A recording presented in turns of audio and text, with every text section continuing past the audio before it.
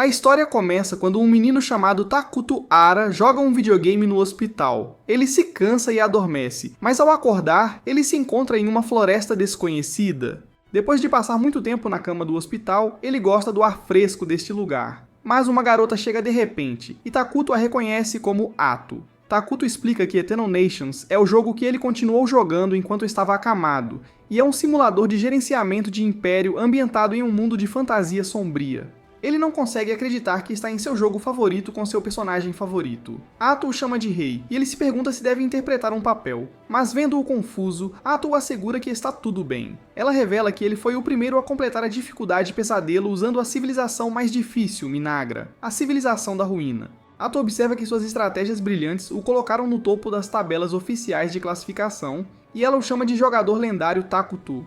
Ele se pergunta como ela sabe disso, e Ato menciona que ela se lembra de cada palavra que ele disse a ela. Takuto diz a ela que talvez ele a tenha usado como sua personagem porque queria se tornar forte como ela, e está contente por poderem falar cara a cara. Ela também está contente em conhecê-lo, e ele se pergunta se isso é o paraíso, perguntando se foi ela quem o convocou para este mundo. Ato informa que ela também se encontrou de repente neste lugar, mas ela não acha que seja o céu, porque se parece mais com o mundo das nações eternas. Ato acha que é um milagre e ela está apenas feliz por conhecê-lo. Ela diz que não faz ideia de que lugar é este, mas ela apenas quer que ele recomece com ela e construa um império só para os dois. Takuto também não tem ideia de onde está e ele não faz ideia do que está acontecendo. Mas já que ele está aqui, ele quer tentar de novo.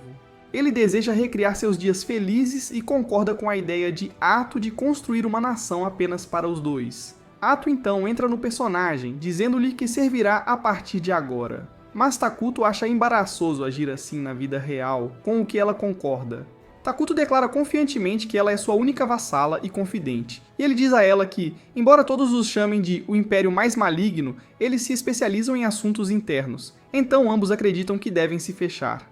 Depois disso, Takuto invoca um inseto de pernas longas como um batedor usando produção de emergência, mas ambos acham isso nojento. Ele explica que Minagra é uma civilização pacífica que governa sobre o mal e a ruína, então eles precisam agir com isso em mente. Ato percebe que isso significa que eles devem evitar serem detectados cedo no jogo, o que Takuto concorda. Ele ordena que o batedor reúna informações sobre a área ao redor, e ela lembra de não decepcionar seu rei, então ele imediatamente sai correndo.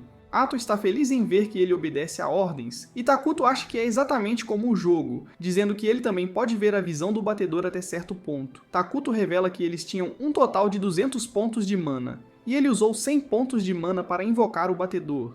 Embora custe 20 pontos de magia para configurar sua base inicial, Ato acha que a produção de emergência é cara, e Takuto diz a ela que gostaria de invocar um guerreiro, mas não pode fazer isso com o mana limitado que tem. Ela se sente mal, porque normalmente ela se sentiria confiante em cuidar das coisas no departamento de luta. Mas como estão começando do zero, ela não é forte o suficiente agora. Ele diz que ela é da unidade heróica, então ela vai ficar mais forte com o tempo. Mas agora, o nível dela é apenas 3, e se um inimigo poderoso aparecer, o império deles será destruído. Takuto acha que o nível de dificuldade é bastante alto, o que o preocupa, mas ela pede para ele se animar. Enquanto isso, o batedor continua a verificar os arredores, e Takuto tem uma ideia geral da área ao redor dele. Ele está surpreso que não há nada além de árvores lá fora, e Ato acha que árvores são boas para se esconder. Mas ela também acha estranho que não haja sinais de animais selvagens. Takuto informa a ela que também não há comida aqui, então eles terão que continuar explorando por um tempo. Ato pede desculpas por não poder ajudar mais nisso, e ele menciona que está tudo bem, porque já é uma grande ajuda tê-la ao seu lado. Ela fica extremamente feliz ao ouvir isso, e ele fica surpreso ao ver esse lado dela, porque não conseguia entender sua personalidade no jogo. Takuto de repente vê um assentamento de elfos negros através da visão do batedor, e ele percebe que todos estão reunidos não muito longe de sua localização. Após saber sobre a presença de elfos negros, Ato percebe que eles estão realmente no mundo de fantasia, mas é um pouco de alívio, já que os elfos negros tendem a ser neutros, inclinando-se um pouco para o mal. Takuto se pergunta se isso significa que eles estão no mundo de nações eternas, e ele pensa que seria ruim se esse fosse o território inicial de outra pessoa. Ele quer evitar a guerra agora, e acha que eles devem fazer o melhor para se manterem escondidos por enquanto. Takuto menciona que fazer fronteira com outro império é a pior coisa que pode lhes acontecer, mas Ato diz para ele não se preocupar, afirmando que eles podem simplesmente fugir no pior dos casos. Ele concorda com ela e menciona que o reino deles ama a paz. Então eles deveriam apenas reunir mais informações sobre a área, e se as coisas parecerem ruins, eles podem fugir. Enquanto ainda estão comemorando sua nova estratégia, são perturbados pela chegada repentina de alguns elfos negros lá. A cena muda para o passado, onde vemos o mesmo grupo de elfos negros que encontraram Takuto vagando pela floresta em busca de comida. Os membros do grupo dizem ao Capitão Dia que deveriam simplesmente deixar as terras amaldiçoadas, mas ele os lembra que não tem outra opção, já que foram expulsos de sua terra e não tem para onde ir. Ele duvida que as crianças possam aguentar isso por mais tempo e tem certeza de que deve haver comida em algum lugar por aqui, já que há muita vegetação neste lugar. Um membro da equipe dele, chamado Imli, explica que as terras são um mar de árvores que se estende pela fronteira do território inexplorado de Iteradia. E textos antigos dizem que algo maligno está selado nessas terras, o que não permite que a vida prospere aqui. Dia acha que isso é apenas uma superstição e ele menciona que as árvores aqui são muito densas, e ele tem certeza de que eles podem encontrar algo para comer. Dia declara que eles não deveriam perder a esperança, acreditando que os espíritos de seus ancestrais vão mostrar a eles o caminho para superar este desafio. Ele concorda que essa floresta é inquietante, mas ele não tem a opção de voltar atrás pelo bem de seu povo. Nesse momento, ele encontra Takuto e percebe que ele está cercado por escuridão, o que o assusta, pois acredita que Takuto é perigoso e pura maldade. Dia acha que um único movimento errado e toda a sua raça será exterminada, então ele decide se ajoelhar diante dele. Ele se apresenta como o Capitão Dia do clã de Elfos Negros chamado Mazaran. Ele menciona que pode sentir que Takuto é um ser poderoso e nobre, então se desculpa por invadir suas terras. Ato está feliz por ver que eles entendem o que significa pisar aqui, e ela se pergunta o que os fez quebrar o tabu de vir aqui. Dia explica que seu clã uma vez residiu nas terras centrais de Itarogia, mas enquanto ele está tagarelando sobre como chegou lá, Ato diz a ele que ela não tem tempo para isso, pedindo que ele vá direto ao ponto. Ele revela que foram expulsos de suas terras e não tinham para onde ir, então vieram para esta floresta. Takuto pergunta se estão com fome, o que surpreende Dia, mas Ato lhe diz para responder. Ele menciona que a perseguição foi tão severa que tiveram que fugir, deixando todos os seus pertences para trás. Eles ficaram sem comida no caminho e não comeram por dias. Ele se pergunta por que precisam suportar tanta crueldade, pensando que não fizeram nada de errado e tudo o que querem é um lugar seguro para viver. Naquela hora, Takuto invoca algumas maçãs e diz para eles comerem, mas é a primeira vez que os elfos veem maçãs. Então Dia se pergunta se deveria começar a comer imediatamente, mas acha que isso pode parecer ofensivo. No entanto, ele percebe que seus companheiros de equipe estão comendo as frutas sem preocupações e parecem estar gostando. Takuto também lhes dá algumas peras e Ato pede a Dia que aprecie a comida que seu mestre lhes deu. Mas Dia se curva, perguntando se pode levar essas frutas para aqueles que ficaram para trás, pois há crianças entre eles que não comem há dias. Takuto ouve seu pedido e dá-lhes mais comida, o que choca Arthur, pois ela não gosta que ele desperdice seus poderes assim. Após ver sua bondade, Dia pensa em como os elfos negros são uma raça desprezada que fugiu da luz, e foi apenas através da misericórdia dos elfos que eles foram até mesmo permitidos a sobreviver. Eles enfrentaram tantas dificuldades e são obrigados a viver em lugares intocados pela luz. Ele acredita que ninguém jamais os abordou dessa forma e todos agradecem a Takuto por seu presente, pensando que tudo parece ser um milagre. Dia pergunta quem ele é, mas Takuto não responde e simplesmente diz a eles que a comida agora pertence a eles. Enquanto isso, vemos que os outros elfos negros estão morrendo de fome, agarrando-se à esperança de que Dia lhes traga algo para comer. Nesse momento, Dia e seu grupo chegam e eles podem sentir o cheiro das frutas deliciosas, que todos compartilham alegremente uns com os outros. Um deles pergunta a Dia como ele conseguiu tanta comida, então ele menciona que eles simplesmente acabaram encontrando-a, sem contar a ela sobre Takuto. À noite, enquanto todos dormem, vemos Dia de guarda e o chefe da aldeia chamado Moltre se juntando a ele.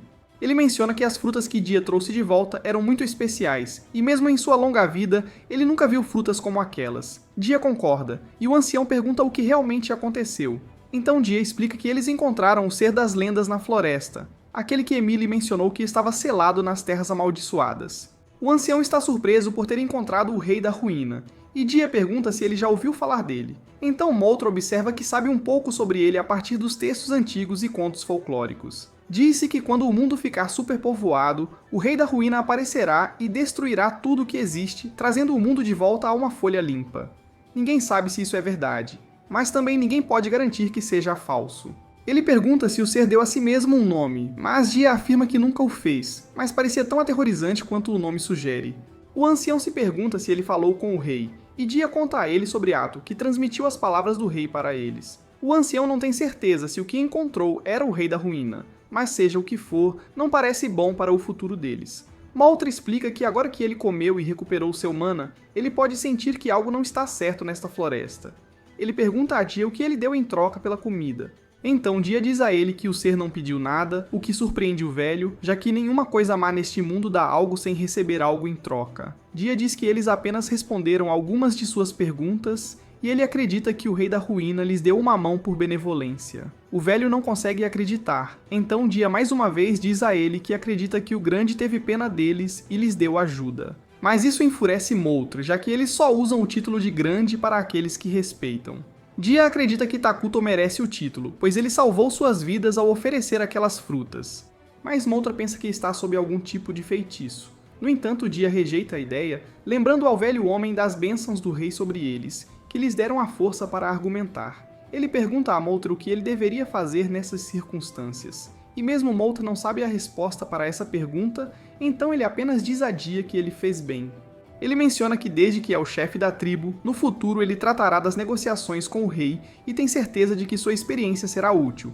Por outro lado, vemos Atto repreendendo Takuto por desperdiçar sua mana com os elfos negros, e ele afirma que apenas sentiu pena deles. Ela diz a ele que não pode desperdiçar sua mana quando estão apenas começando, como uma civilização. Mas Takuto pede para ela se animar, dizendo que ele fará o que ela quiser. Atto menciona que ela não está tão brava a ponto de ele lhe conceder tal prazer, e ele afirma que simplesmente não pode fazer isso sem ela. Isso derrete seu coração e ela esquece sua raiva, então ela começa a se desculpar por sua grosseria. Atto diz a ele para comandá-la como achar melhor, então Takuto se lembra que ele não conseguia se comunicar bem com os elfos negros. Ela menciona como pensou que ele estava interpretando um papel de ser poderoso e deixando seus vassalos fazerem todo o discurso. Os olhos dele se enchem de lágrimas ao perceber que é apenas socialmente desajeitado, lembrando que não tinha muitas pessoas com quem conversar em seu mundo anterior. Nesse momento, o inseto explorador retorna e diz a Takuto que os elfos estão voltando para a área. Takuto é pego de surpresa com a volta deles, mas ele acha que faz sentido afinal. Ele deu a eles mais comida do que podiam carregar na última visita. Ele supõe que eles voltaram para coletar o restante. Com culturas vizinhas tão diferentes da sua, o conflito parece inevitável. Takuto só quer que os elfos peguem a comida e vão embora. Ele poderia exigir que eles ficassem fora da floresta, mas isso significaria ter que conversar com alguém além de Atto, e ele não está ansioso para isso. Atto percebe que Takuto está claramente incomodado com a situação, então ela propõe uma solução. Ela assumirá todas as negociações em nome dele. Dessa forma, Takuto pode manter a imagem de um rei respeitável, em vez de revelar sua estranheza. Ele acha que a ideia parece ótima, mas hesitantemente pergunta se realmente está tudo bem ela cuidar de tudo. Atto o tranquiliza dizendo que está mais do que feliz em ajudar, e não tem problema em ser sua voz. Pouco tempo depois, Moltre e Dia chegam e se ajoelham diante de Takuto. Moltre se apresenta como o líder da tribo dos Elfos Negros e expressa seus sinceros agradecimentos a Takuto por fornecer aos seus povos a comida tão necessária. Ele pergunta o nome do Salvador para que possa oferecer a devida gratidão. Depois de uma olhada rápida para obter a confirmação de Takuto, Atto declara orgulhosamente que eles estão diante do Rei da Ruína. Takuto era. Dia fica chocada ao descobrir que Takuto é realmente o lendário Rei da Ruína, mas eles devem permanecer educados. Moltre expressa gratidão mais uma vez pela generosidade de Takuto. Takuto, aliviado que as discussões tenham ocorrido sem problemas, não vê razão para a tensão com os elfos. Atto, no entanto, os insta a pegar os suprimentos e sair imediatamente. Dia e Moltre ficam surpresos. Eles haviam assumido que o Rei da Ruína exigiria um preço alto por sua ajuda. Então, hesitantly, perguntam a Atto se realmente podem sair sem dar nada em troca. Atto aponta que eles não têm nada de valor para oferecer, afinal. Moltre está inquieto por deixar a dívida sem solução. Lidar com alguém tão poderoso quanto o Rei da Ruína, as consequências podem ser terríveis, talvez até suas almas, mas ele guarda esse medo para si. Percebendo o aumento repentino da tensão, Takuto leva Atto para uma conversa privada. Atto está claramente frustrada com a inflexibilidade de Moltre e está convencida de que, se os elfos forem deixados por conta própria, eventualmente se tornarão um problema. Com isso em mente, ela sugere diretamente que eliminem todos eles, mas a verdadeira intenção de Takuto era formar uma relação que beneficiasse ambos os lados. Ele percebeu que Moltre se sentia desconfortável em aceitar ajuda sem dar nada em troca, especialmente de alguém com um título como o Rei da Ruína.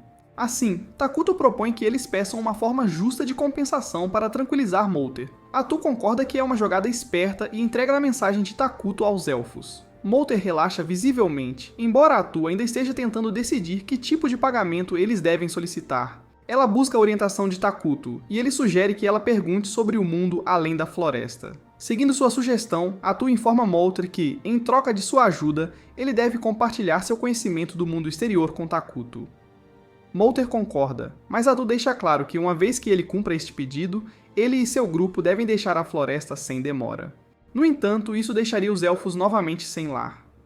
Molter implora a Takuto para deixá-los permanecer na floresta, mas Atu rapidamente o silencia, avisando que se ele valoriza sua vida, ele nunca deve revelar a existência de Takuto.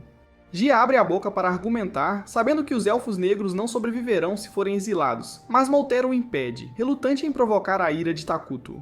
Enquanto Gia e Molter estão saindo, Takuto hesita. Observando-os ir, ele se pergunta se isso é realmente justo. Ele nunca quis causar dificuldade aos elfos. Então, ele tem uma ideia. Antes que eles possam desaparecer, ele os chama com uma oferta inesperada. Ele pergunta se eles estão dispostos a se tornarem cidadãos de sua nação. Os elfos ficam tão chocados com a proposta que ficam sem palavras. Até mesmo Atu é pego de surpresa e rapidamente puxa Takuto para uma conversa particular, perguntando por que ele diria algo assim. Takuto explica que estava pensando em trazer os elfos negros para o grupo através do sistema de refugiados. Uma vez que ele coloca dessa forma, Atu começa a ver a lógica e admite que pode realmente ser um bom plano. Os elfos negros não estão naturalmente alinhados ao bem ou ao mal, então eles não entrariam em conflito com o reino inclinado ao mal de Takuto. Além disso, no jogo, a principal população de Mainagra consistia em homúnculos. Então Takuto se vira para Atu e pergunta se ela realmente quer viver em um reino onde esses são os únicos seres ao redor. Agora que Atu apoia a ideia, ela se dirige diretamente a Molter e Gia. Se eles jurarem lealdade a Mainagra, terão a proteção de Takuto. Molter pedia esclarecimentos, ela afirma claramente que alinhar-se com Mainagra significa que os elfos negros serão doravante considerados maus. A escolha de se juntar a Mainagra é inteiramente deles, mas Atu assegura-lhes que, se o fizerem, será pelo menos uma experiência interessante. Algum tempo depois, Takuto e Atu vão ao acampamento dos Elfos Negros, pois os Elfos finalmente tomaram uma decisão. Atu está um pouco irritado por ter demorado tanto, mas Takuto não está surpreso afinal. Atu havia avisado que se juntar a Mainagra significaria ser visto como mal.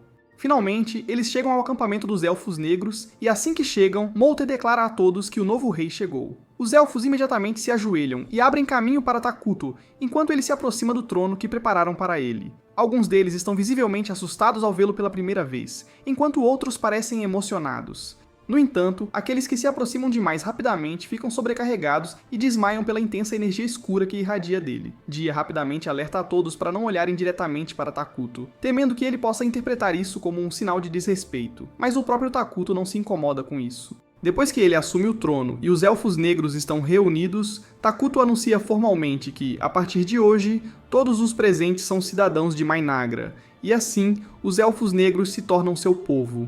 Gia honestamente esperava algo mais dramático, especialmente desde que Atu mencionou que eles se tornariam malvados. De repente, uma onda de ódio intenso invade seu corpo ao se lembrar de todas as injustiças feitas a ele e ao seu povo. O mesmo acontece com o resto da tribo dos Elfos Negros. À medida que as memórias dolorosas de sua perseguição ressurgem, uma sensação de alívio e esperança toma conta deles. Eles estão genuinamente agradecidos e empolgados por ter alguém como Takuto ao seu lado. Alguns dias se passam no recém-fundado reino de Mainagra, mas as coisas estão indo terrivelmente para Takuto. Enquanto ele examina o mapa que Molter lhe deu, ele fica cada vez mais irritado. Este tem que ser o pior ponto de partida. Notando sua frustração, Atu pergunta o que está incomodando. Ele aponta para o mapa e descreve como ao norte da floresta está o reino sagrado de Qualia, dedicado ao deus Arlus, e o reino élfico de Elna, que reverencia a natureza, ambos fortemente alinhados com o bem. Se qualquer um deles descobrisse a existência da nação maligna de Mainagra, Takuto e Atu estariam condenados. Eles não teriam chance em uma batalha direta contra nações tão formidáveis. Para tornar as coisas ainda mais difíceis, esta floresta amaldiçoada não possui recursos utilizáveis, tornando a situação brutalmente injusta. No entanto, agora eles têm os Elfos Negros ao seu lado, o que deve ajudar a compensar as falhas atuais do reino. Nesse momento, Atu nota os elfos se aproximando e sua expressão se ilumina, provavelmente porque estão trazendo notícias importantes. Pouco depois, Molter e Gia aparecem, desta vez trazendo Emily junto. Gia explica que Emilia é incrivelmente inteligente e conhece bem as culturas das nações estrangeiras, portanto ele está confiante de que ela será um recurso valioso para os planos de Takuto. Takuto aprecia o apoio extra, mas ele rapidamente percebe o quão nervosos todos parecem ao seu redor. Então ele pede a Ato para tranquilizá-los, dizendo que não há necessidade de ser tão formal. Seguindo em frente, Ato informa que Takuto tomou algumas decisões sobre como a Mãe Nagra será administrada. A partir de hoje, Molter e Gia serão designados para papéis importantes. Molter ficará encarregado de gerenciar os assuntos da nação. E de acordo com o que Ato ouviu, ele é capaz de usar magia, então ela confia que ele entregará resultados. Gia será nomeado o comandante supremo das forças militares de Mãe Nagra, com comando completo sobre todas as tropas. Profundamente honrado, ele promete esmagar impiedosamente qualquer um que se oponha a Takuto sem hesitação. Takuto está um pouco perturbado pelo comportamento intenso de Gia e pede a Ato que esclareça que ele prefere a paz, ordenando-lhes que evitem agressões desnecessárias a menos que provocados. Ato despede todos por agora, instruindo-os a descansar antes de começarem a construir abrigos na floresta. Molter agradece a ela pelo pensamento e tenta melhorar sua imagem, alegando que sua experiência o torna muito mais valioso do que um simples guerreiro como Gia. Mas Gia imediatamente rebate, argumentando que um velho como Molter não será de muita ajuda para construir qualquer coisa de qualquer maneira.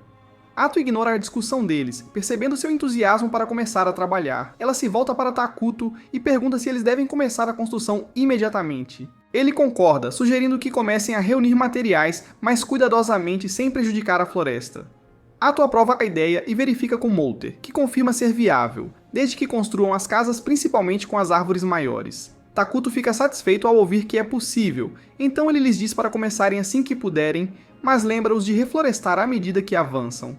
Os três estão prontos para começar, mas eles param. Eles não sabem o que Takuto quer dizer com reflorestamento. Takuto fica surpreso com isso, surpreso que eles não conhecem o conceito, especialmente porque, com base no que ele ouviu, as pessoas deste mundo já deveriam ter desbloqueado a construção da fortaleza. Ato pergunta se eles pelo menos conhecem magia militar ou os 6 grandes elementos, mas Molter admite que só ouviu falar de 4 grandes elementos. Emily acrescenta que é improvável que alguém das outras nações saiba sobre magia militar de qualquer maneira.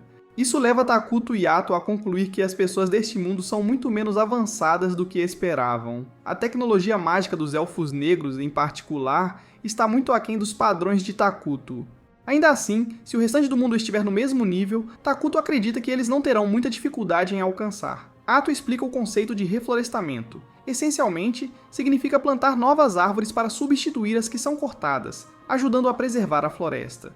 No entanto, como as árvores geralmente levam décadas para crescer sozinhas, neste contexto, reflorestamento refere-se a um método especial que utiliza elementos mágicos para acelerar o processo. Ela afirma que é uma técnica desenvolvida pessoalmente por Takuto. Claro, isso é uma completa mentira, já que Takuto não inventou isso. Emily fica muito animada ao pensar que Takuto possui um conhecimento tão impressionante. Ela se pergunta se ele foi o responsável pela criação das maçãs que ele compartilhou com eles. Ela também menciona que plantou algumas das sementes de uva, e elas já começaram a brotar. Ela está emocionada para ver como elas vão ficar. Mas assim que ela menciona o plantio de sementes de uva, tanto Takuto quanto Ato ficam completamente em silêncio, percebendo que nem tinham pensado em fazer isso. Neste mundo, frutas como uvas e maçãs não existem naturalmente, mas Takuto conseguiu produzi-las usando sua habilidade de produção de emergência. Se sua teoria estiver correta, a habilidade não é restrita apenas à criação de comida. Para testar isso, ele tenta invocar uma moeda, e ela aparece sem problemas, exatamente como ele esperava. Essa descoberta significa que, enquanto ele tiver mana suficiente, ele pode gerar qualquer coisa, desde pólvora até metais básicos, até mesmo petróleo. E é claro o quão insanamente poderoso isso o torna. O Santo Império recebeu relatos de uma força sinistra à espreita na floresta. Em resposta, o santo foi enviado para investigar, acompanhado por um cardeal e um pequeno grupo de cavaleiros. Embora os cavaleiros tenham ouvido histórias sobre as habilidades extraordinárias do santo, ela lhes parece nada mais do que uma garota normal. Mas quando encontram um grupo de goblins, ela mostra por que é tão respeitada pela igreja. De acordo com os ensinamentos do deus Arlos, criaturas vis como os goblins são consideradas uma praga que deve ser eliminada. Com um único movimento de seu cajado, ela os incinera em uma onda de fogo divino, reduzindo-os a cinzas. Os cavaleiros ficam sem palavras com o que acabaram de ver. O cardeal então explica que o poder de Selina é uma das principais razões pelas quais o Império conseguiu manter a paz com os Elfos e repelir as trevas que ameaçam Iderogia. É esse poder que lhe rendeu o título de um dos 7 grandes santos do continente. Selina pergunta pro cardeal se há alguma novidade sobre a presença ominosa que ela percebeu nas terras amaldiçoadas. No entanto, o cardeal explica que não pode simplesmente enviar paladinos para aquela região. No país deles, expressar preocupação com o eu é visto como absurdo, e sem uma razão convincente, a Igreja Central nunca autorizaria tal investigação. Selina informa ao cardeal que, se ele se recusar a enviar paladinos, ela mesma investigará o assunto. No entanto, o cardeal a proíbe, explicando que, como santa, suas ações poderiam prejudicar a reputação da igreja. Ao ver a determinação dela, ele relutantemente concorda em enviar alguns de seus próprios soldados para investigar a situação. Enquanto se afasta, ele está claramente irritado com a teimosia de Selina. Enquanto isso, em Mainagra, os Elfos Negros têm trabalhado diligentemente nas obras de construção. E finalmente, a Sala do Trono está pronta. Takuto está animado, nada mais de dormir ao relento, e com este marco sua nação dá um passo a mais para conquistar o mundo.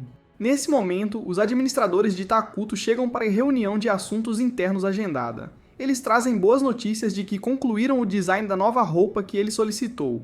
Isso anima ainda mais Takuto, que estava cansado de usar pijama o tempo todo. Atu e os outros ficam satisfeitos em ver o quanto Takuto ama sua nova roupa. Mas há questões mais urgentes para tratar, eles precisam começar a reunião. No entanto, Takuto está um pouco ocupado, ainda admirando seu visual novo. Vendo isso, Atu sugere que eles comecem a reunião sem ele. Primeiro, Mouta se vira para Atu e pergunta em quais edifícios eles devem focar a seguir, já que, além da Sala do Trono, não foi construído muito mais. Eles já cuidaram da base, limpando a área e aparando os galhos próximos. Então, Atu aconselha que comecem com uma instalação de produção de alimentos, pois garantir que todos tenham o suficiente para comer é sua preocupação mais urgente. Mouta pergunta por que eles precisam se preocupar com comida quando Takuto pode simplesmente criá-la com seus poderes. Mas Atu explica que eles não podem depender dele para sempre, e se ele não estiver por perto um dia. Moltres concede que ela tem um ponto. Com isso resolvido, Atu diz que é hora de começar e tira uma árvore de aparência estranha. Moltres fica chocado com o que vê e pergunta a Atu o que é. Ela explica que é uma árvore de carne. Apenas o nome já é perturbador, mas a realidade é ainda mais inquietante. É uma árvore estranha que produz carne com um sabor idêntico ao da carne humana. Atu explica que esta é apenas a primeira fase do plano de produção de alimentos deles. Mas Moltres, Dia e Emily concordam que a maioria das pessoas não vai querer comer algo que tenha gosto de carne humana. Atu os tranquiliza dizendo que encontrarão outras fontes de alimento no futuro. Enquanto isso, precisam de um lugar para armazenar a carne da árvore. Então, Emily se oferece para construir uma instalação de armazenamento. O próximo na lista é a pesquisa, pois precisam de tecnologia de ponta para fazer um progresso rápido. Moltres pergunta em que tipo de tecnologia eles devem se concentrar, e Atu diz a ele que a tecnologia baseada em magia é a chave, especialmente a magia projetada para uso militar. Magia comum permite que uma pessoa ataque uma dúzia ou mais de inimigos de uma vez, algo que Moltres já consegue fazer. No entanto, a magia militar é muito mais poderosa, permitindo ataques a milhares simultaneamente e até alterando o campo de batalha para vantagem estratégica. Moltres fica surpreso ao descobrir que tal magia existe e está ansioso para dominá-la. Determinado, ele declara que supervisionará a pesquisa pessoalmente. O último item da pauta é o planejamento militar, e Dia rapidamente se voluntaria para começar a montar um exército. No entanto, Takuto o impede, explicando que ele não quer investir pesado no exército ainda. Exércitos não geram recursos, apenas os consomem, e no momento, Mainagra não tem recursos para sustentar um. Além disso, mesmo que conseguissem formar um exército, ainda seriam muito fracos para vencer batalhas reais, tornando o esforço sem sentido por enquanto. Dia argumenta que, no estado atual, eles não têm meios de defender Takuto se ele for alvo. Além disso, tanto Moltres quanto Dia ainda têm recompensas sobre eles como ex-líderes da tribo dos Elfos Negros, tornando-os alvos potenciais para caçadores a qualquer momento. Dada a situação, Takuto concorda que ignorar a defesa seria imprudente, mas ele ainda não quer investir recursos na construção de um exército inteiro. Em vez disso, ele decide criar um herói. Atu apoia o plano, dizendo que é uma jogada inteligente. Enquanto um herói pode ser caro de produzir, é muito mais administrável apoiar um indivíduo do que sustentar uma força militar inteira. Moltres e Dia estão intrigados com a menção de Atu sobre um herói, então pedem para ela esclarecer. Ela explica que em Mainagra há vários heróis que servem ao rei, cada um incrivelmente forte com habilidades únicas, embora suas personalidades excêntricas possam torná-los difíceis de lidar.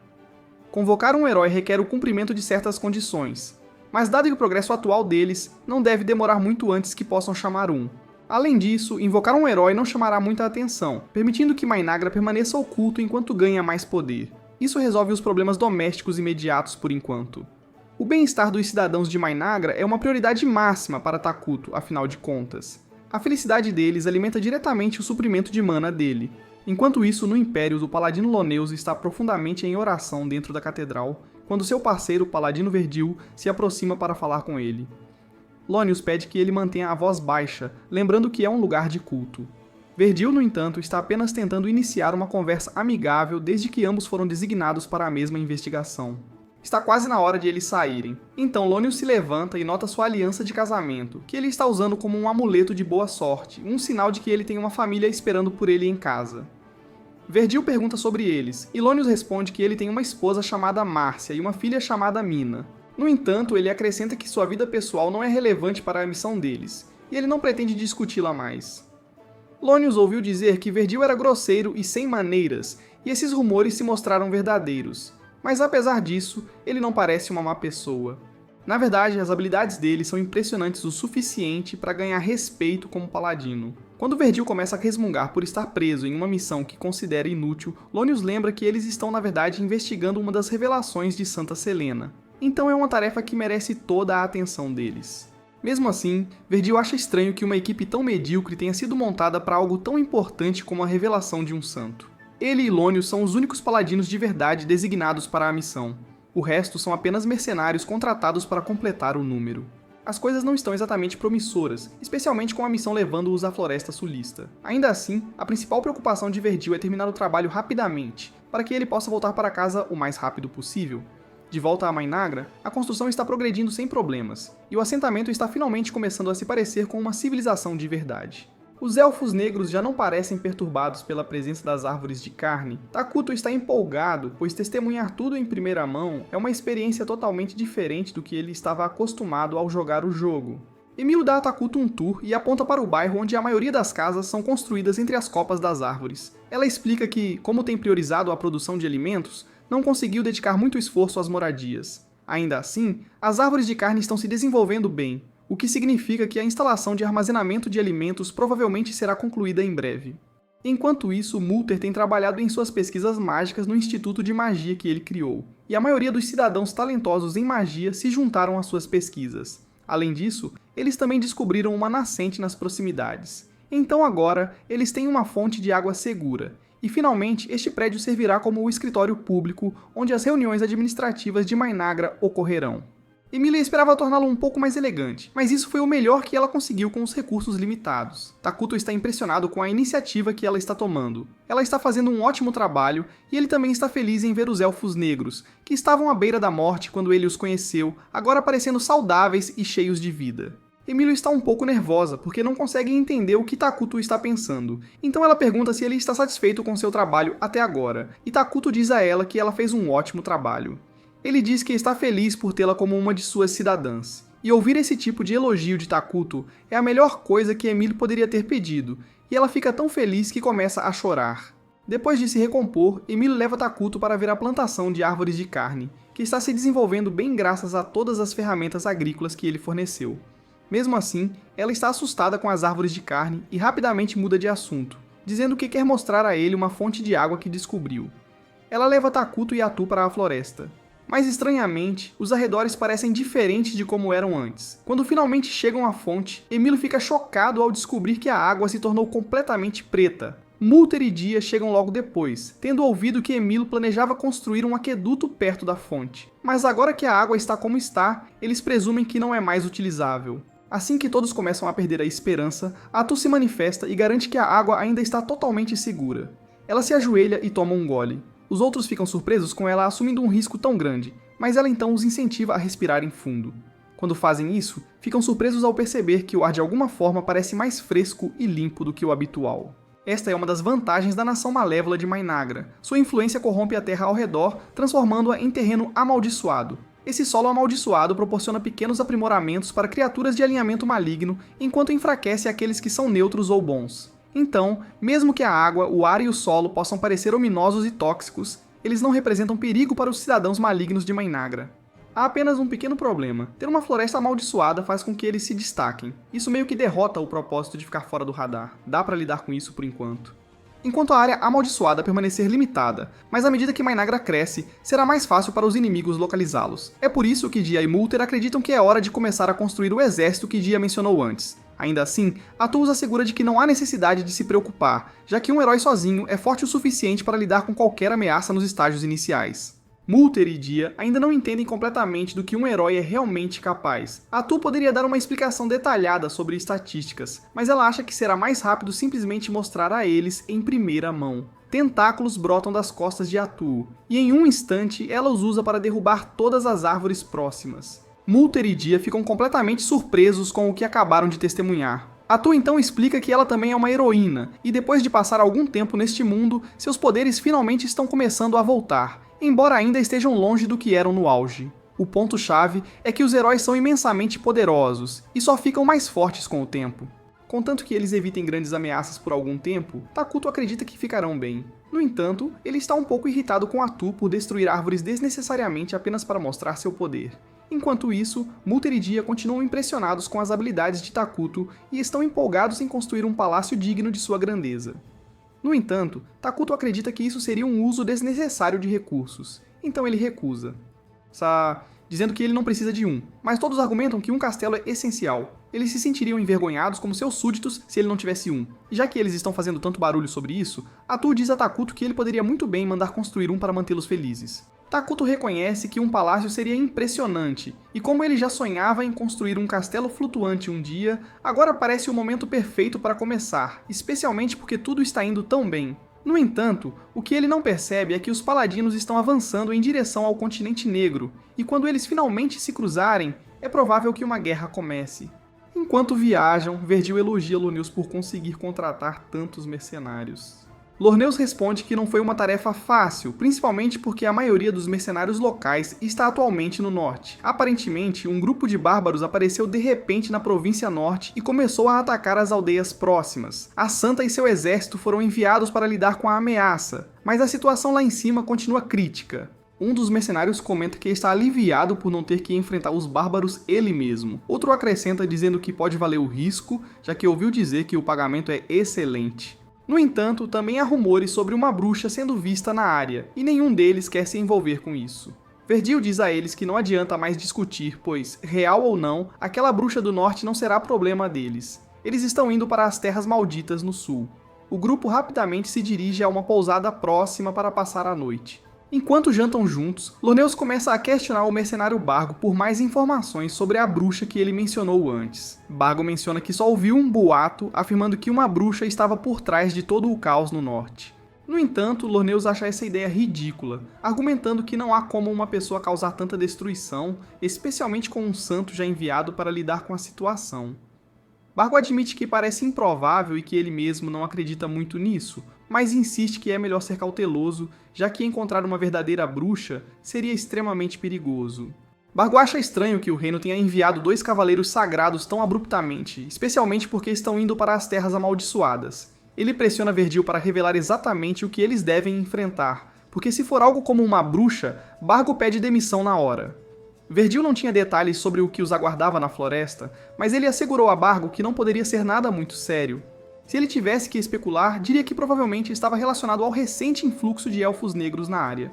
O reino provavelmente queria apenas que eles garantissem que os elfos não estavam causando problemas. Ele está enganado ao pensar que Lorneus e Bargo confiam completamente nele, já que os elfos negros são amplamente considerados pelo povo do reino como assassinos mortais e portadores de maldições. Lorneus está especialmente preocupado que se os elfos negros não forem controlados, eles possam eventualmente se tornar poderosos o suficiente para ameaçar o reino. Por causa disso, ele quer eliminá-los. No entanto, Verdil interrompe, lembrando-o de que a missão deles é estritamente investigativa. No momento em que as coisas se tornarem perigosas ou violentas, as ordens deles são para recuar. Bargo se sente aliviado ao ver que Verdil está sendo razoável, já que ele não tem interesse em participar de um massacre. Lorneus, por outro lado, não conseguem entender por que Verdil passaria a chance de exterminar os elfos sombrios. Verdil simplesmente menciona a família de Lorneus, insinuando que ele não está disposto a se lançar em uma luta mortal sem uma boa razão, mesmo que Lorneus não se importe em arriscar a vida. os outros mercenários têm famílias às quais esperam retornar. É por isso que, a menos que seja absolutamente necessário, Verdil se recusa a colocar suas vidas em perigo.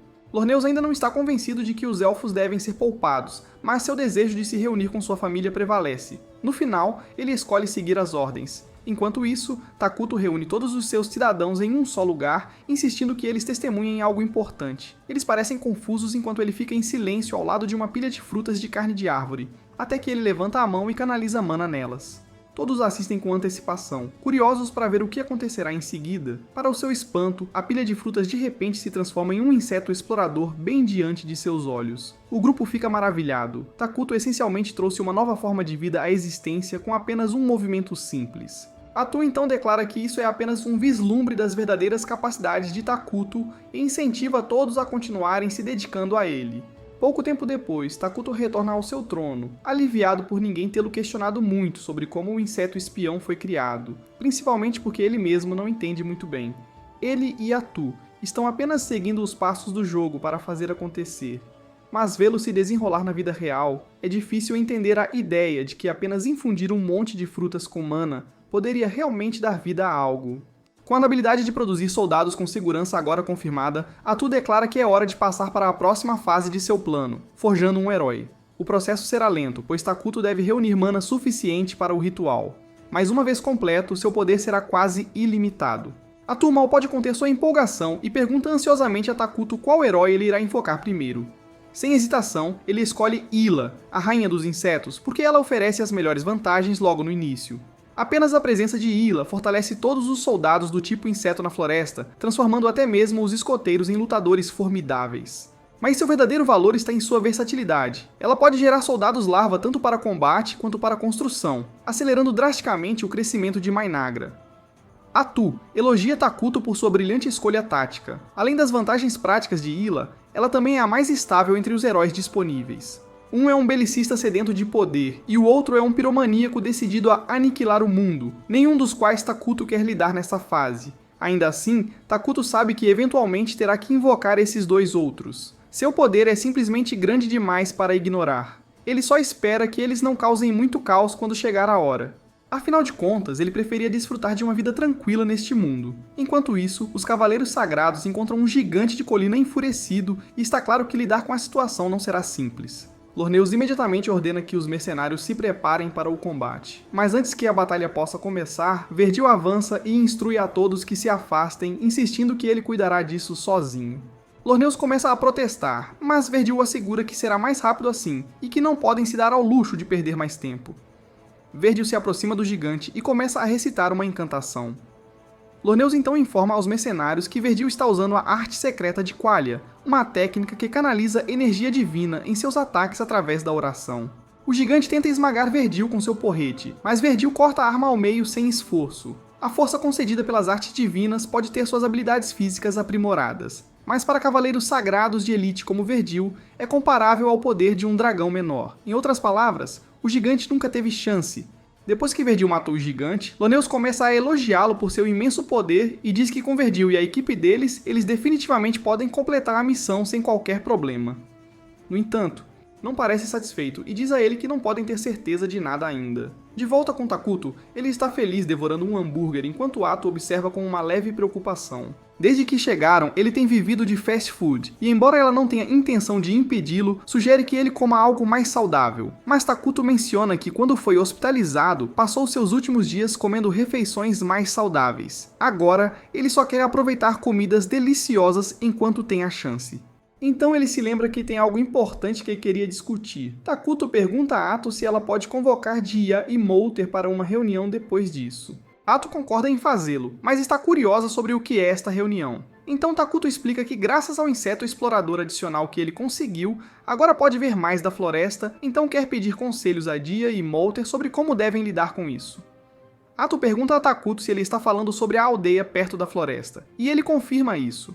A maior preocupação dele é que, dado o quão perto está, é apenas uma questão de tempo, até eles descobrirem a existência de Mainagra.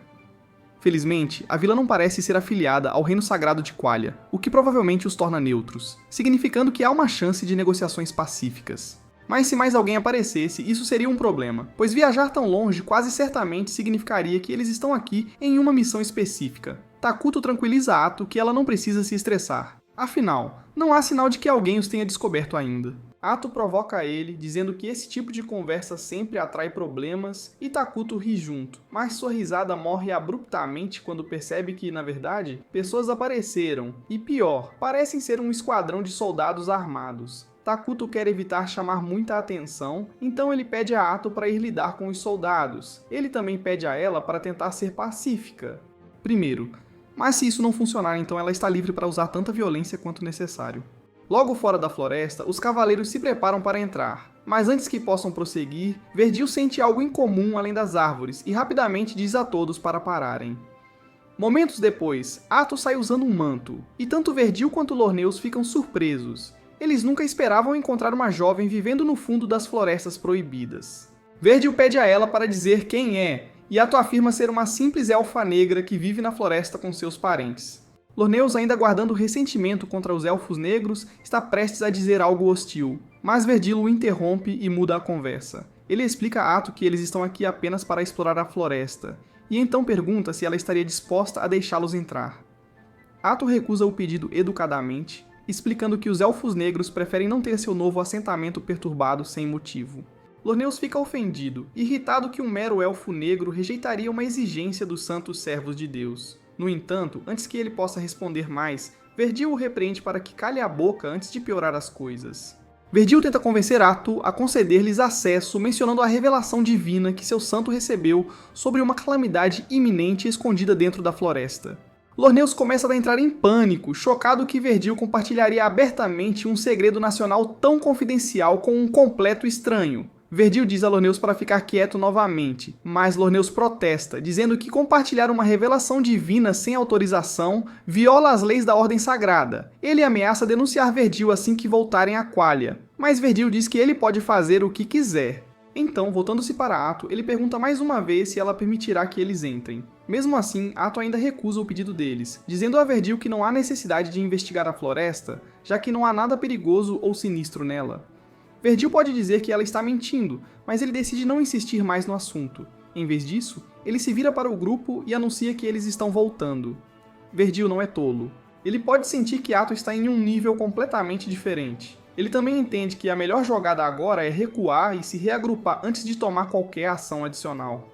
No entanto, Lorneus não entende isso. Em vez disso, ele reage agressivamente, acusando Verdil de abandonar a missão e declarando que está removendo-o do comando. Lorneus declara que estão indo para a floresta para investigar e ordena que os mercenários o sigam.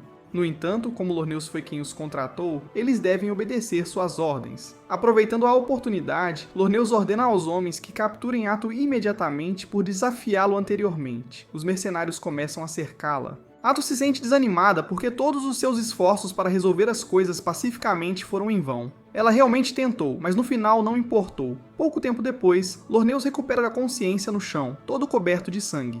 Ele vê Ato esfaqueando todos os mercenários enquanto Verdil fica de guarda sobre ele, anunciando que localizaram a bruxa. Verdil diz ansiosamente a Bargo para garantir que ele consiga levar um dos mensageiros de volta para casa para informá-lo sobre o que acabou de acontecer aqui. Mas Bargo diz que isso não será possível, porque Ato acabou de eliminar todos os mensageiros com aquele único ataque. Enquanto isso, Ato está sempre confiante. Ela diz a eles para não terem medo agora. Afinal, ela é exatamente o tipo de monstro que eles estavam procurando. Os corpos dos soldados caem no chão e Lorneus está petrificado de medo. No entanto, Verdil ainda está forte e ele os exorta a não perderem a calma, pois ou eles são mortos agora ou lutam até o fim. Ele ordena que todos tomem suas posições de combate e preparem suas armas. Mas Ato não parece nem um pouco intimidada com isso. Ela honestamente acha isso meio engraçado. Eles acham que conseguirão derrotá-la. Eles enviam uma frota inteira de flechas contra ela, mas ela bloqueia todas com seus tentáculos, sorrindo o tempo todo. Verdil e Lorneus não acreditam nos seus olhos. Tudo estava indo tão bem até ela aparecer. Agora Ato planeja acabar com eles de uma vez por todas, mas antes que ela o faça, ela os avisa que o que está prestes a acontecer é culpa deles por tentarem se meter onde não deveriam. Neste ponto, Lorneus está curioso sobre o que uma bruxa como Ato é e do que ela é capaz, Então ele pede a Verdil que explique. Verdil admite que foi solicitado a manter essa informação confidencial pelos superiores, mas ele acha que está prestes a morrer de qualquer forma, então isso nem importaria. Acontece que quando um santo recebe uma revelação e as altas patentes a confirmam, aquele monstro é então classificado como uma bruxa. Ele tem fortes razões para acreditar que a mulher à sua frente é esse mesmo ser. Lorneus ouve sua explicação e entende que estão ambos em apuros. Ato pergunta se eles terminaram toda a conversa. Ela está prestes a acabar com eles, mas Verdil e os outros não vão desistir sem lutar. Ele diz aos mercenários para recuarem. Ele e Lorneus vão cuidar disso. Os dois avançam com suas espadas em mãos e entram em contato com os tentáculos de Ato. Ato sorri, dizendo que eles são muito mais lentos e fracos do que ela esperava. Mas as coisas tomam um rumo inesperado quando ambos conseguem cortar seus tentáculos. A própria Ato não acredita no que vê. Depois que Lorneus e Verdil criam alguma distância, eles concluem que seu plano de jogo será, antes de tudo, cortar fora seus tentáculos nojentos. Mas Ato não entra em pânico. Em vez disso, ela estranhamente começa a acariciar o tentáculo que foi cortado. Verdil interrompe isso com um golpe de direita que corta mais um de seus tentáculos. Lorneus continua e corta um também, o que faz Ato finalmente começar a suar. Ato só tem 2 tentáculos sobrando, então ela os usa para manter 2 de seus paladinos como reféns. Ela admite que pode ter subestimado eles um pouco. Eles agora provaram ser bem mais fortes do que ela pensava. Ela está ciente de quanto os humanos se importam uns com os outros, então ela planeja usar esses paladinos como escudos humanos, sabendo muito bem que Verdil e Lorneus não atacarão. Verdil pede a Lorneus para manter a calma. Ele diz a Lorneus para pensar no quadro mais amplo. Se eles sacrificarem esses 2 paladinos e derrotarem Ato, a vitória deles significaria acabar com isso de uma vez por todas. Ambos avançam simultaneamente contra Ato para dar o golpe final. Ato fica chocada ao vê-los dispostos a atacar, sabendo que isso significaria matar 2 dos seus soldados. Ambos cortam os soldados e estão prestes a desferir um golpe decisivo, mas é aí que Ato decide mostrar suas verdadeiras cores. No momento seguinte, Lorneus abre os olhos e se vê ainda vivo no chão. Mas quanto a Verdil, digamos que ele não voltará para casa. Seu corpo cai no chão e sangue escorre. Neste ponto, Lorneus não entende o que está acontecendo, porque eles já tinham cortado todos os tentáculos dela. Mas Ato informa que ela pode regenerá-los quantas vezes quiser. Isso significa que ela estava brincando com ele desde o início. Lorneus não tem mais truques na manga, então ele apenas diz aos outros paladinos para saírem de lá o mais rápido que puderem. Pelo menos uma pessoa tem que voltar viva para avisar seu reino sobre isso. Ouvindo aquela ordem, os paladinos se apressam. Como último recurso, Lorneus tenta um ataque surpresa em Ato com sua espada, mas ela bloqueia facilmente sacando sua própria espada. Lorneus estremece de choque, enquanto se pergunta como ela é capaz de usar a espada sagrada das artes. Ato balança a espada de maneira brincalhona, enquanto lhe diz que absorveu tanto a espada quanto suas técnicas de Verdil. Todo o esforço diligente que ele colocou e as técnicas que ele aperfeiçoou tornaram-se dela no momento em que ela o matou. Ato não está surpreso que Verdil fosse um paladino de alta patente. Ele estava preocupado com a segurança de todos até seu último momento. Mas é tão triste que ele acabou sendo morto, porque Lorneus não conseguiu ficar calado. Eles continuam indo e voltando na batalha, até que Ato pergunta se ele ainda quer ver sua esposa e filha novamente. Lorneus está atônito. Como ela poderia saber sobre sua família? Nesse momento, Lorneus percebe que Ato também ganhou os sentimentos e memórias de Verdil depois de matá-lo, e ela só ficaria mais forte quanto mais pessoas ela matasse. Ainda assim, Lorneus se sente um tanto nobre porque, enquanto ele está aqui segurando-a, os outros mercenários podem escapar de volta para o reino. Mas as coisas tomam outro rumo sombrio quando ele ouve um dos mercenários gritar de dor. Ato diz a ele que devem ser os Elfos Negros. Ela os trouxe para lá antes e ordenou que não deixassem escapar nenhum homem. Ato diz a Lorneus para não ficar tão surpreso porque, afinal de contas, ela nunca lhe disse que estava sozinha. Lorneus ouve isso e grita com todas as suas forças em choque. Então, como um último esforço, ele tenta lançar um ataque rápido nela. Mas, como esperado, ela contra-ataca facilmente. O sol se põe alguns instantes depois. Ato usa seus tentáculos para pendurar Lorneus de cabeça para baixo. Após o que ela lhe diz que as coisas só terminaram assim porque ele foi teimoso demais para ouvir as ordens de Verdil. Se ele tivesse ouvido a Verdil, ela supõe que ele teria voltado para casa em segurança para sua família. Ele poderia ter desfrutado da felicidade pacífica de uma vida comum. Agora, ela diz a ele o que vai acontecer com ele com o futuro que escolheu. Ela vai matá-lo e depois caçar sua família e matá-los. Ato diz que ela vai atormentá-los até que implorem pela morte. Só então ela os matará. Depois disso, ela irá a cada vila e cidade em que eles pararam no caminho e matará toda pessoa viva lá. Não haverá realmente muito sentido em fazer isso. mas ela pode simplesmente matá-los de qualquer forma. Então, quando eles perguntarem a ela por que está fazendo isso, ela dirá que foi tudo por causa das ações tolas dele. O pensamento disso faz Lonius começar a tremer de medo. Ele então implora a ela para poupar sua vida, mas ela não está realmente com humor para perdoar, então ela o despedaça enquanto ele grita de agonia. Depois que tudo termina, a única coisa que resta é o anel de Lonius, que está na larga poça de seu próprio sangue. Nesse momento, Dia vem relatar, dizendo que eles acabaram com todos os mercenários, exatamente como ela pediu. Ato fica contente em ouvir isso e tem certeza de que o rei Takuto também ficará. Ato diz que está voltando para a base. Ela lhes dá a responsabilidade de se livrar dos cadáveres. Mas antes de sair, Dia, parecendo um pouco preocupada, pergunta se ela realmente pretende fazer todas as coisas que disse a Lonius antes de matá-lo. Mas Ato lhes diz que definitivamente não vai fazer tudo isso. Ela se considera uma pacifista e estava apenas dizendo essas coisas para provocá-lo. Ato percebe que está atrasada, então ela se apressa para encontrar-se com Takuto. Dia vê que ela está com muita pressa e pergunta se algo a está incomodando. Ato responde que tem algo muito importante que precisa contar a Takuto imediatamente. Algum tempo depois, Ato encontra-se com Takuto e o informa sobre a existência de bruxas neste mundo. Takuto ouve isso e fica bastante surpreso porque bruxas não existiam no jogo da Nação Eterna. Dito isso, Ato conclui que este mundo definitivamente não é o mundo do jogo. Takuto meio que já esperava por isso, mas agora ele tem que aceitar o fato de que eles vieram para um mundo completamente diferente. A mecânica do jogo tem sido aplicável até certo ponto, mas Ato acredita que eles devem assumir que este mundo funciona de maneira bem diferente do que estão acostumados. Ela diz a Takuto que isso pode realmente ser uma coisa boa. Ela está se referindo à sua habilidade especial. No jogo, Ato tinha uma chance definida de roubar as habilidades de qualquer um que ela matasse. Agora ela é capaz de absorver fragmentos das memórias deles. Ela acredita que isso pode se tornar uma arma poderosa em seu arsenal. Takuto concorda, dizendo que foi graças a essa habilidade dela que eles conseguiram aprender sobre a situação em Qualia sem precisar enviar ninguém para investigar. É uma sorte para eles que a Qualia não tenha forças para poupar graças ao desastre que aconteceu na província do norte. Com isso, ambos concluem que podem relaxar um pouco por um tempo, mas ainda não podem ficar muito à vontade, porque acham que a Qualia provavelmente tomará alguma ação depois que a equipe de investigação foi eliminada.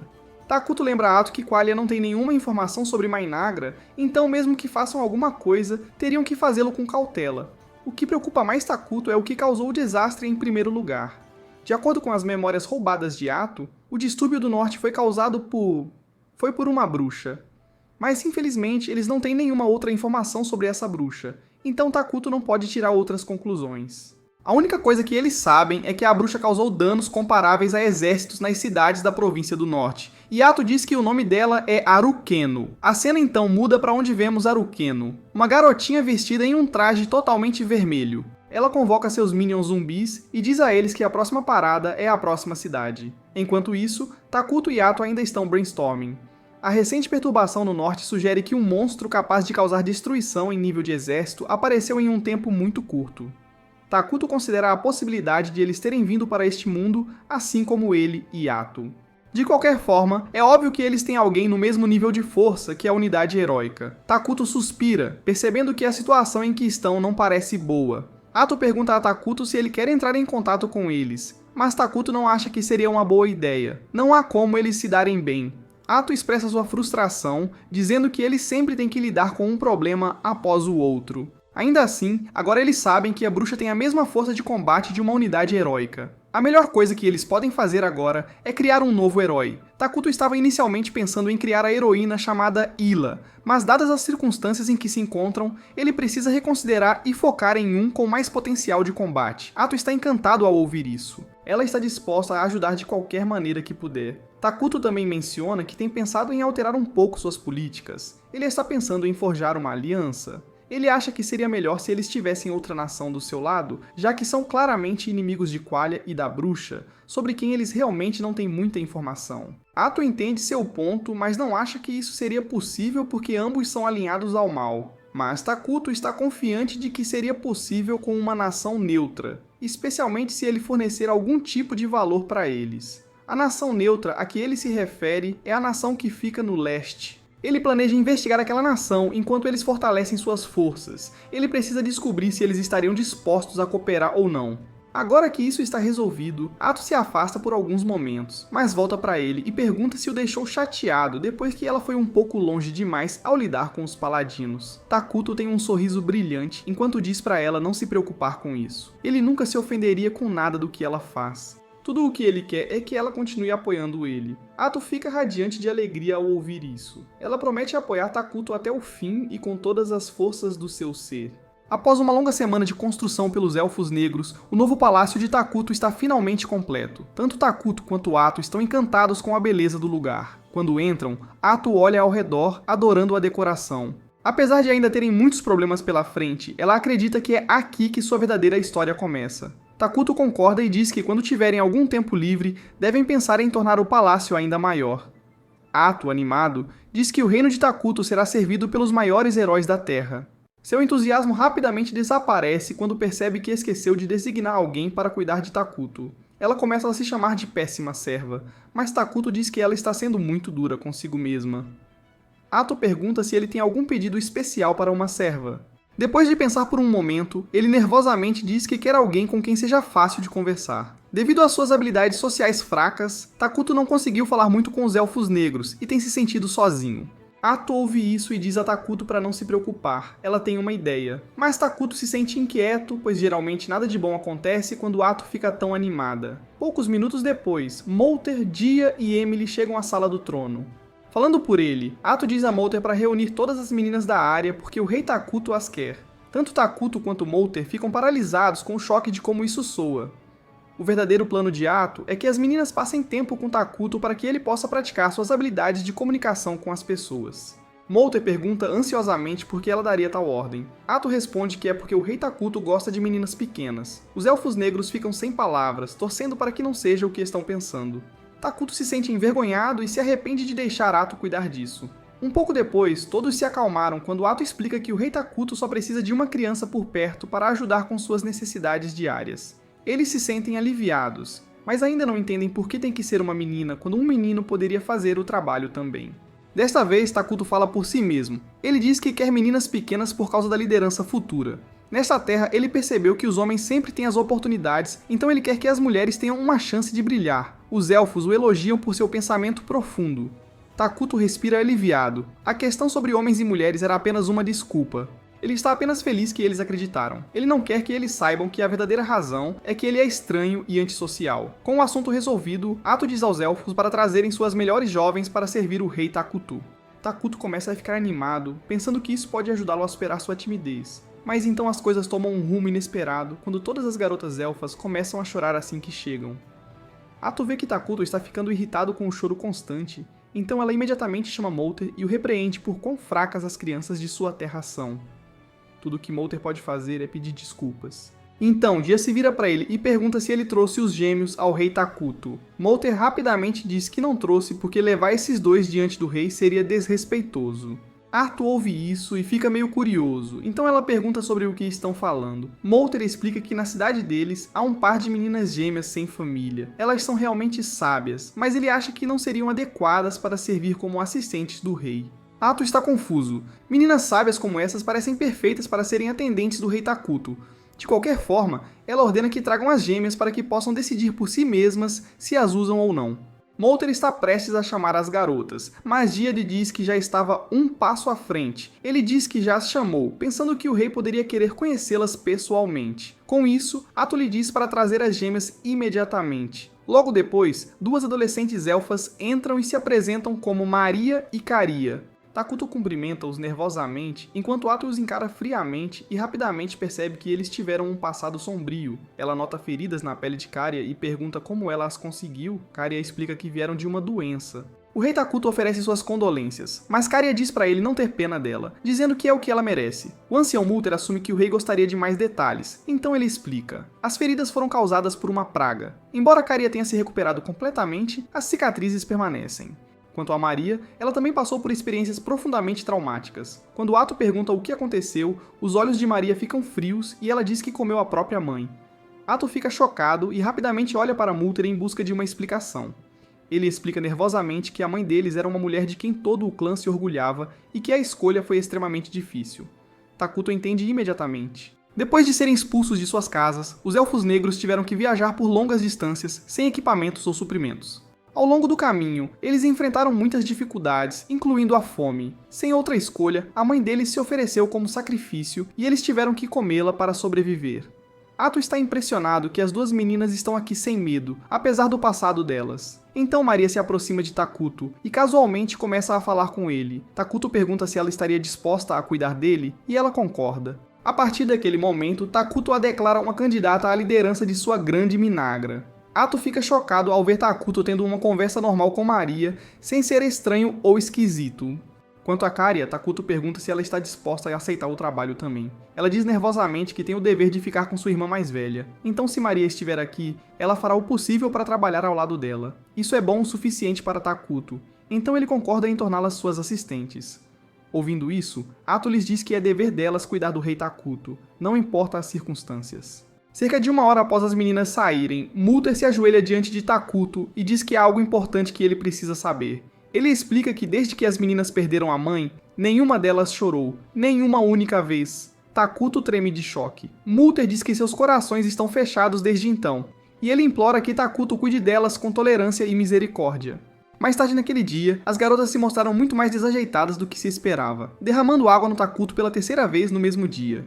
Atto entra claramente desapontado com a sua falta de jeito. Deixando isso de lado, ela diz que uma reunião está prestes a acontecer. Ela quer que Maria e Karia participem e avisa que não causem nenhum problema. Na sala de reuniões, Imlay apresenta o seu relatório sobre os projetos de construção em andamento. Ela começa dizendo que agora que o Palácio do Rei está terminado, eles têm muita mão de obra disponível. O fornecimento de madeira deles é constante e eles também possuem muitos outros recursos. Com tudo isso considerado, ela acredita que podem começar a construir uma nova instalação. Atto concorda e ordena que ela comece a construir uma clínica. Na verdade, essa foi a ideia de Takuto, pois ajudaria a garantir a saúde e segurança dos cidadãos. Conforme instruído, Imlay diz que começará a construção imediatamente. A seguir na agenda está o estado dos recursos. Atto pergunta quem está responsável, e Imlay se levanta de novo, dizendo que ela também é responsável por isso. Atto revira os olhos, percebendo que realmente precisam de mais funcionários. Ainda assim, Imlay relata que seus suprimentos de alimentos e materiais estão estáveis. Graças ao rei Takuto, eles agora podem fornecer itens básicos do dia a dia que não conseguem produzir sozinhos. No entanto, como este processo usa mana, o equilíbrio entre entrada e saída ainda precisa de melhorias. Atto diz que usar mana para a produção emergencial é conveniente, então eles continuarão fazendo isso já que é uma despesa necessária, mas precisarão focar em construir e pesquisar maneiras de aumentar a produção de mana. Ela deseja boa sorte a Imlay na gestão disso também. Como o mana é agora utópico, Atto passa para o progresso da pesquisa. Mulder se manifesta dizendo que ele e sua equipe terminaram suas pesquisas sobre magia militar. Ele é o único em seu clã que pode usá-la agora, mas com treinamento, ele está confiante de que seus subordinados também aprenderão.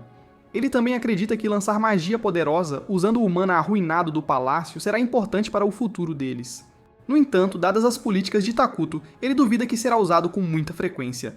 Atto concorda, dizendo que embora a magia militar seja útil em combate, não tem utilidade em questões domésticas. Para a pesquisa deles, ela quer continuar conforme planejado e avançar para os 6 principais elementos na árvore mágica. Não há razão para pesquisar qualquer outra coisa neste estágio. Takuto concorda com ela. Embora essa abordagem possa deixá-los desequilibrados em magia, ele acredita que se especializar em um campo será o melhor para eles.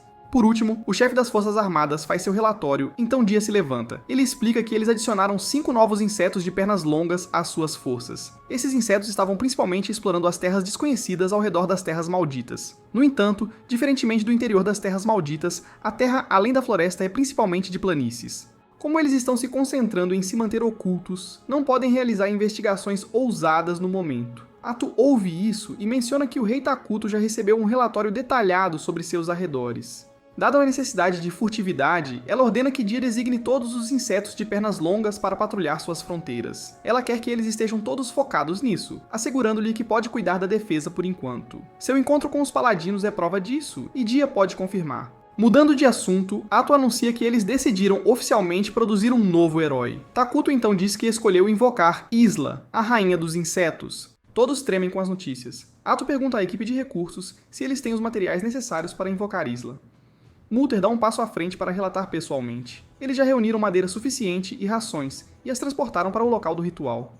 Takuto percebe que isso significa que tudo o que ainda precisam É mana. Com isso, a agenda de hoje está encerrada. Como Takuto não tem outros assuntos para discutir, a reunião está encerrada. Ao saírem da sala de reunião, Maria escorrega e deixa cair todos os documentos da reunião. Karia tenta ajudar, mas acidentalmente rasga um deles. Ambos olham para Takuto para se desculpar, mas ele não fica zangado. Ele simplesmente diz que está tudo bem.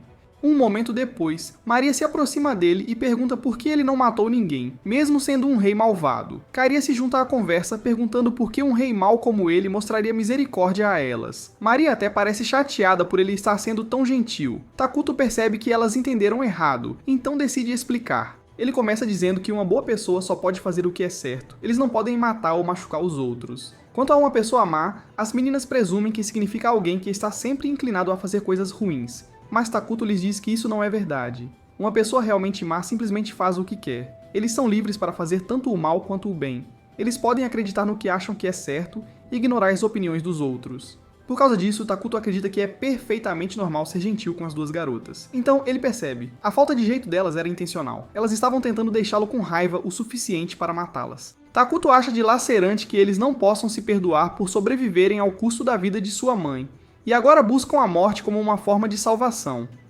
Takuto desce do trono e senta-se mais perto deles. Ele lembra às meninas que elas estão vivas hoje apenas porque a mãe delas fez o que tinha que fazer para mantê-las seguras. As meninas admitem que sabem disso, mas dizem que viver ainda é uma tortura para elas. As últimas palavras da mãe delas foram para que elas continuassem vivendo.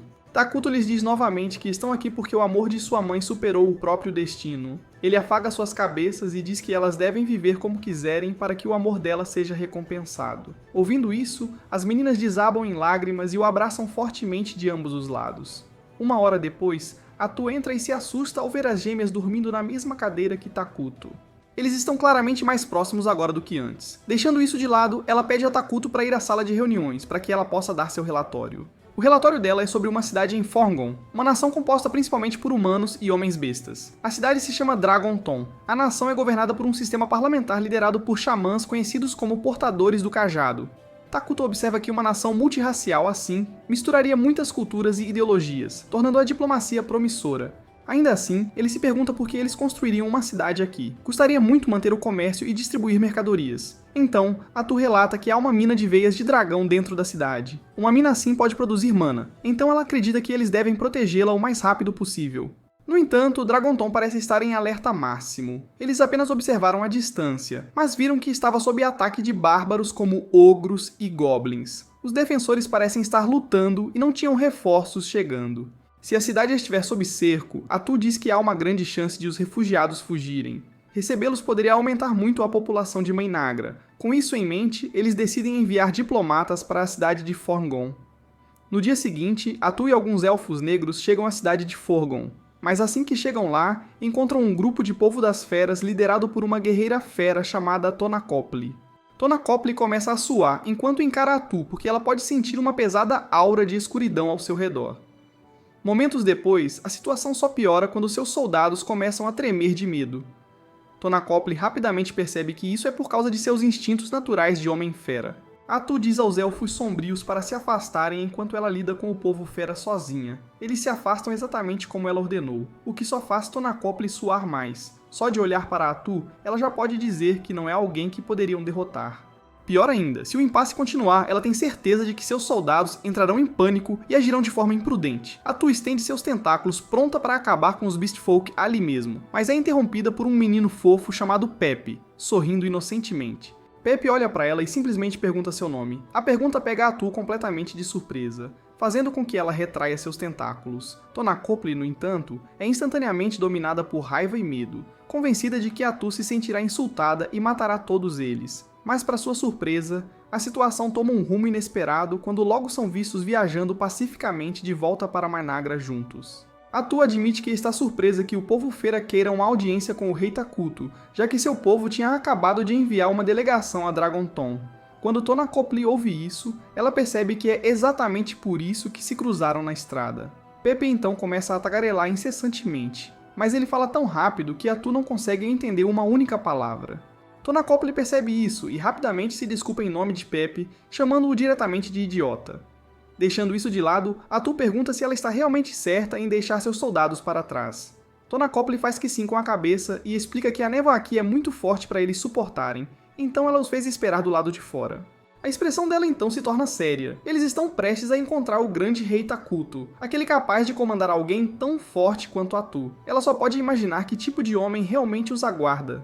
Logo depois, eles chegam ao palácio, onde Atu apresenta Tonakopli e Pepe ao rei Takuto. Tonakopli fica paralisada, seus nervos ficam ainda mais tensos. Não importa o quanto ela tente, ela não consegue compreendê-lo corretamente. É quase como se ele encarnasse a escuridão em si. Ela se lembra de como uma vez permitiu que uma criatura assustadora se instalasse em seu território, sem nunca imaginar que essa decisão um dia voltaria para assombrá-la assim.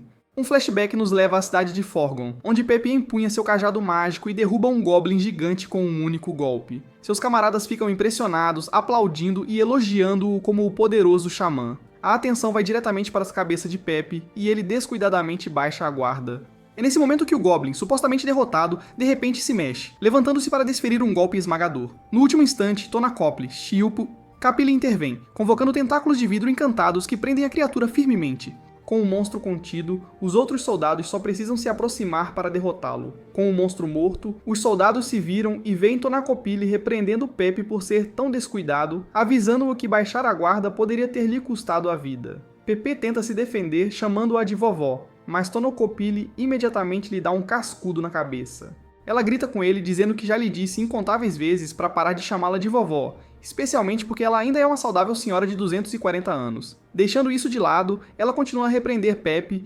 lembrando-o de que ele é o único jovem portador de bastão entre eles, então ele deveria parar de brincar e começar a agir mais como um líder. Mas, apesar das palavras duras dela, Pepe apenas sorri casualmente e diz que vai tentar fazer o seu melhor. Ver a atitude indiferente dele faz Tonakopli se preocupar ainda mais, perguntando-se se ele será capaz de sobreviver por muito tempo, especialmente porque estão prestes a entrar nas terras amaldiçoadas. Pepe não tem ideia do que ela quer dizer com isso, então Tonakopli explica que sinais do apocalipse estão surgindo de lá, por isso foram ordenados a investigar. Ela o avisa que se os ataques bárbaros continuarem, não vai demorar muito até que todos estejam mortos. Ela acrescenta que é ainda pior para uma cidade isolada como Dragonton, já que eles não podem enviar o exército para lá. Embora não haja prova de que a origem dos ataques esteja nas Terras Amaldiçoadas, a missão deles é confirmar isso rapidamente. Olhando para trás, Tonakopli lamenta profundamente sua decisão, desejando ter ignorado os anciãos e deixado o Pepe para trás. Assim ela não o teria arrastado para um lugar tão perigoso. Ainda assim, logo após esse pensamento pesado, Pepe de repente estende a mão para o rei Takuto e pede para ser seu amigo. Tonakopli quase tem um ataque do coração ao ver isso, cobrindo rapidamente a boca e implorando ao rei Takuto que perdoe tal desrespeito. Takuto faz uma pausa por um momento, lembrando como em sua vida anterior ele sempre foi triste e solitário, e percebe que talvez não machucasse fazer um amigo.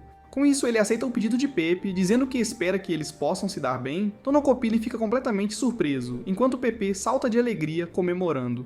Ao mesmo tempo, Atu quase explode de empolgação, parabenizando Takuto por fazer seu primeiro amigo. Ao ouvir isso, os elfos negros presentes começam a aplaudir ele por esse grande marco. Tonakopli apenas fica parada, observando com incredulidade tudo o que está acontecendo diante de seus olhos. Mais tarde, Takuto dá uma festa para dar boas-vindas ao grupo de Pepe. Choria entrega uma bebida a Tonakopli, e após um gole, ela fica impressionada com o quão deliciosa é. Atu sorri, dizendo que esperava essa reação, já que a nação deles se orgulha de ter as bebidas mais gostosas do mundo. Tonakopli fica boquiaberto. Não só a bebida é incrivelmente doce, mas ela também nunca viu vidros tão finos antes. Enquanto isso, Pepe fica extremamente animado após beber o suco de maçã. Ele até vai até Molter e orgulhosamente exibe seus poderes de planta. Ao assistir isso, Takuto percebe instantaneamente que as habilidades sociais de Pepe são impressionantes. Ele já está se misturando com todo mundo, algo que Takuto sabe que nunca poderia fazer. Ao mesmo tempo, Takuto percebe que este é o primeiro amigo de verdade que já teve, deixando-o inseguro sobre como agir. Pensando bem, ele decide que talvez seja melhor mostrar um pouco de amizade para provar que não há intenções hostis. Então Takuto chama Pepe e pergunta se ele quer jogar um jogo. A sala inteira olha para ele em silêncio, o que faz Takuto se sentir estranho. Mas então Pepe concorda feliz, dizendo que adoraria jogar. Com isso, os dois passam a tarde se divertindo com vários jogos juntos. Takuto está genuinamente se divertindo, percebendo que é a primeira vez em anos que ele joga com um amigo. Após outra rodada, Pepe sugere que Takuto deveria vender a caixa do jogo para pessoas em sua terra, já que elas certamente a adorariam. Tonakopli entra em pânico e diz a Pepe para calar a boca, avisando-o para não dizer coisas assim. Para sua surpresa, Takuto realmente concorda. Ele pensa que já estavam planejando abrir comércio com os de fora, então a ideia de Pepi funciona perfeitamente. Ainda assim, há detalhes que ele precisa confirmar antes de tomar decisões finais. Com os jogos encerrados, ele sabe que é hora de voltar a focar na diplomacia nacional. Cerca de 1 hora depois, Pepi se recosta na cadeira após se empanturrar de comida, mas Tonokopili lhe dá um tapa na cabeça, repreendendo-o por ficar muito à vontade. Nesse momento, Atu chama Tonokopili e finalmente pergunta por que ela veio para suas terras. Tonokopili está surpresa por ter demorado tanto para perguntar, mas ela explica que sua nação tem sido repetidamente atacada por bárbaros. Isso é incomum, já que os bárbaros normalmente evitam cidades grandes, mas agora eles estão chegando em hordas massivas. É por isso que eles vieram aqui para investigar mais. Ao ouvir isso, Takuto entende instantaneamente a situação. Está claro que eles estão com falta de força militar e vieram pedir ajuda. Tonokopili fica abalada com a rapidez com que ele descobriu e começa a se preocupar que as negociações falhem se ele souber da fraqueza deles. Ela imediatamente responde, dizendo que suas defesas são fortes o suficiente para afastar os bárbaros, mas a verdade é que eles preferem ter muito mais poder defensivo do seu lado apenas para garantir.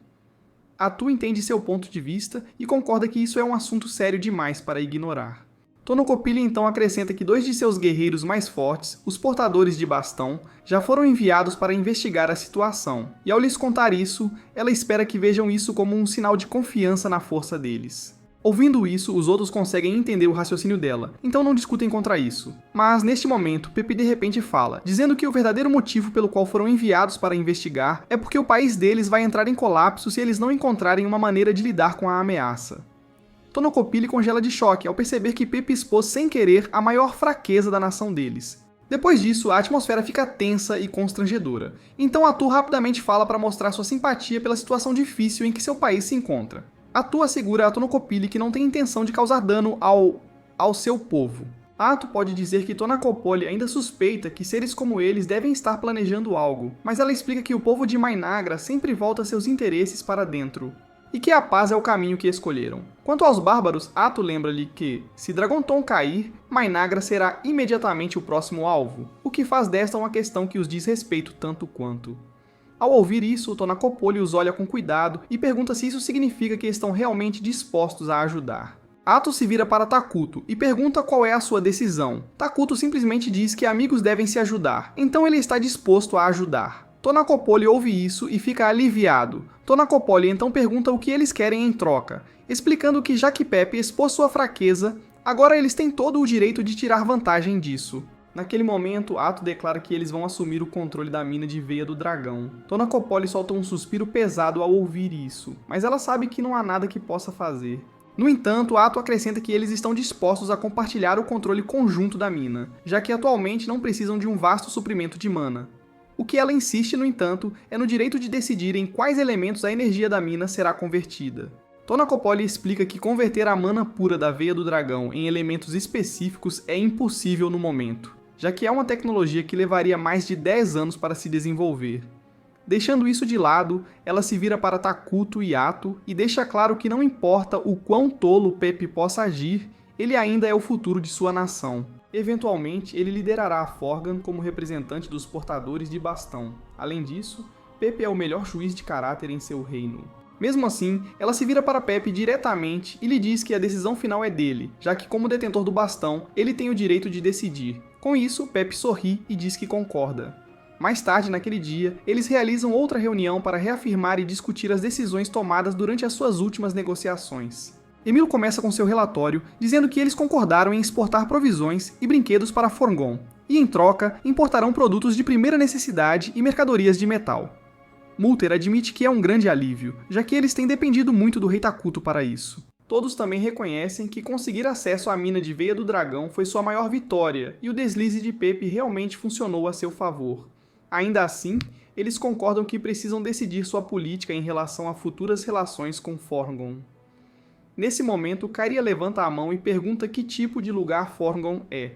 Todos estão surpresos que ela não sabe. Multer então fala, dizendo que é muito importante aprender sobre o povo de Forgon, seus valores e seus costumes. Takuto percebe imediatamente que isso é um ponto cego para ele, porque nenhum desses detalhes foi mostrado no jogo de onde veio. Ouvindo isso, Atu sugere que eles primeiro precisarão investigar a capital de Forgon, Lua Crescente, mas como é longe, pode demorar muito tempo.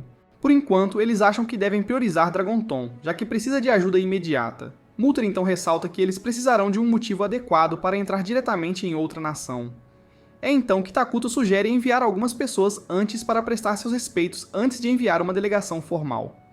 Multer se oferece, mas Takuto rejeita a ideia, dizendo que Multer é importante demais para tal tarefa. Multer então sugere enviar Karia e Maria, pensando que isso lhes daria boa experiência, mas Takuto discorda novamente, dizendo que é muito perigoso para elas. Eles discutem até que Ato se levanta e diz que vai em vez disso, já que Takuto se preocupa demais com o sequestro de outras pessoas. Mas Multer recusa, dizendo que como segunda em comando do rei, ela não pode ir. É quando Karia e Maria se manifestam, insistindo que querem ir mesmo que haja riscos envolvidos. A princípio Takuto recusa, mas depois que os gêmeos fazem caras de cachorro pidão, ele cede e concorda relutantemente. Mesmo assim, Emily questiona se é sensato enviar os gêmeos sozinhos, mas Takuto a tranquiliza, dizendo para não se preocupar porque ele já tem planos para seus guarda-costas. Após a reunião, Ato fica emburrado na frente de Takuto, com ciúmes de que ele cedeu tão facilmente aos olhares pidões dos gêmeos. Takuto tenta explicar, dizendo que não é o que ela pensa, mas ela não acredita. Então, Maria e Karia chegam e o incentivam a dizer a Ato o que realmente está em seu coração. Então Takuto pega na mão dela e diz o quanto ele precisa dela, e que sem ela ele nunca teria chegado tão longe. A confissão faz Ato corar, e ela até começa a imaginar o casamento e a vida futura deles juntos em sua cabeça. Ela cai de joelhos, dominada pela emoção, e promete a Takuto que sempre estará ao lado dele. No dia seguinte, Takuto e os gêmeos estão do lado de fora da clínica recém-construída. Maria pergunta se ele está doente, mas Takuto balança a cabeça dizendo que esse não é o motivo. Ele explica que eles estão aqui porque seus guarda-costas acabaram de chegar. Isso foi no episódio 7. Inscreva-se e me diga nos comentários se você quer mais anime como este. Confira os outros animes no canal e te vejo no próximo.